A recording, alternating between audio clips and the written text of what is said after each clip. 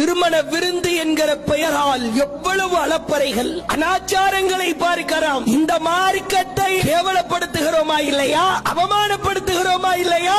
Lighting என்ன?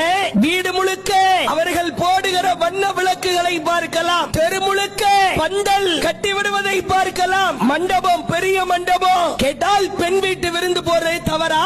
ஆணவத்தின் உச்சம். அப்படிதான் நான் சாப்பாடு போடுவேன், லட்சம் பேருக்கு போடுவேன், என்கிட்ட இருக்குது, நான் சாப்பாடு போடுவேன். என் பொண்ணுக்கு அப்படிதான் மேக்கப் போடுவேன். நாங்க ஊரை வளைச்சுதான் கல்யாணம் பண்ணுவோம். என்ன பண திமிரா? என்ன ஆணவமா? கர்வத்திலே பேசுகிறாயா?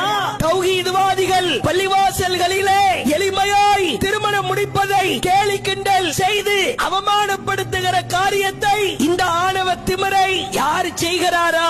இந்த கர்வம் கொண்டோருடைய தங்குமிடம் மிக கேவலமானது. பணத்திமிரில் ஆடாத இந்த கர்வவாசிகளை அல்லாஹ் கேவலமான தங்குமிடத்திலே வைப்பதாய் சொல்கிறான். எவன் வீண் விரயம் செய்கிறானோ அவன் ஷைத்தானின் உடன் பிறந்தவன். நீ சோத்தில வீண் விரயம் பண்றியா?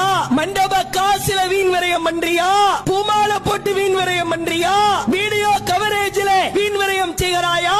பிரைடல் மேக்கப்ல வீண் விரயம் செய்கிறாயா? குழந்தை பிறக்கிற பிரசவ நேரத்திலே வளைகாப்பு வீண் விரயம் செய்கிறாயா? நீ எல்லாம் ஷைத்தானின் உடன் பிறந்தவன்.